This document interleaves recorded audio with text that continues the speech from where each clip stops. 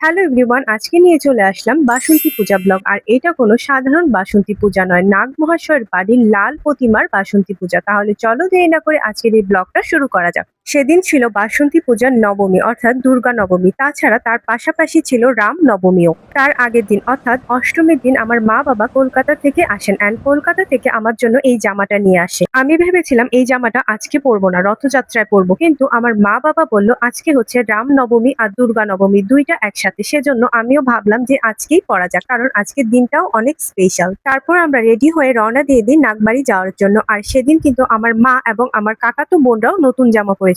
রথে আমরা যে জামাগুলো পরবো বলে রেখেছিলাম সে জামাগুলো আমরা সেদিন পরে ফেলি, কারণ ভবিষ্যৎ কে দেখেছে। প্রতি বছর নাগবাড়িতে লাল দুর্গা মার পূজা করা হয়, কারণ নাগ মহাশয়ের পিতা দীনদয়াল স্বপ্নাদেশ পেয়েছিলেন। আর পিতার স্বপ্নাদেশ রক্ষার্থে নাগ মহাশয় প্রতি বছর লাল দুর্গার প্রতিমার দুর্গা ও বাসন্তী পূজা করতেন, যা আজ অবধি চলে আসছে।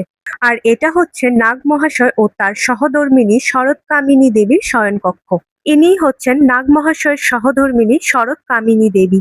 তাদের শয়ন কক্ষে অনেক বিশিষ্ট জ্ঞানী গুণী জনদের ছবিও ছিল, আর প্রতিটা ছবির নিচে এক একটা করে কাহিনী ও সন লেখা ছিল। আর এগুলো হচ্ছে তাদের ব্যবহারকৃত কিছু জিনিস সংরক্ষণ করে রাখা হয়েছিল।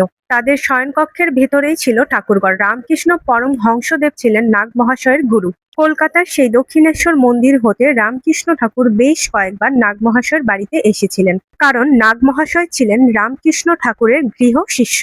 আর এটা হচ্ছে শরৎকামিনী দেবীর ব্যবহারকৃত পালকি। তখনকার সময় তিনি যাতায়াতের কার্যে এটা ব্যবহার করতেন। বিবেকানন্দ যখন নাগ মহাশয়ের বাড়িতে এসেছিলেন তখন তিনি এই চেয়ারে আসন গ্রহণ করেছিলেন, তাই এই চেয়ারটিকে সংরক্ষণ করে রাখা হয়েছে। নাগ মহাশয়ের কক্ষে আমরা অনেকক্ষণ বসেছিলাম, কারণ সেই রুমটা তুলনামূলক ঠান্ডা ছিল।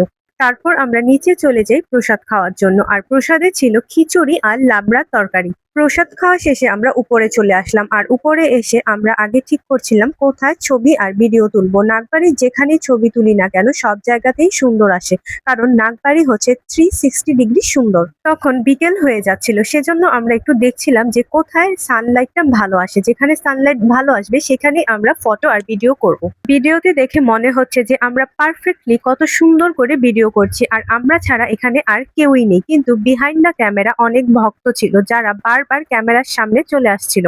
বিকেল বেলা নাগবাড়ির পরিবেশটা আরো বেশি ভালো লাগে, কারণ তখন রোদটা কমে যায় আর ঠান্ডা বাতাস আসে। দিনেও ভালো লাগে, কিন্তু তখন অনেক রোদ থাকায় গরম লাগে।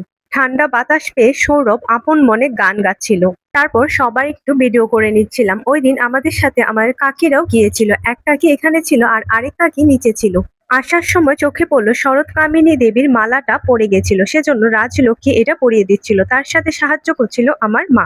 বাসায় আসার পর এত পরিমাণ গরম লাগছিল যে কাঁচা আম আর আমলকি কেটে বসে পড়ি। আর তার সাথে নিয়েছিলাম কাসুন্দি, লবণ আর শুকনা মরিচের গুঁড়া। এগুলো দিয়ে মাখার জন্য ওয়েট করতে পারছিলাম না, তাই এভাবেই খেয়ে নিয়েছিলাম। আমার মা পুরী থেকে আমার জন্য এই জপের থলিটা নিয়ে এসেছিল। আর আজকে যেহেতু রাম নবমী আর দুর্গা নবমী, তাই ভাবলাম আজকে থেকে এটার ব্যবহার শুরু করা যাক। তো আজকের ভিডিওটা এ পর্যন্ত। ভিডিওটা ভালো লাগলে একটা লাইক, কমেন্ট আর অবশ্যই চ্যানেলটাকে সাবস্ক্রাইব করে পাশে থেকো। Thanks for watching. বাই।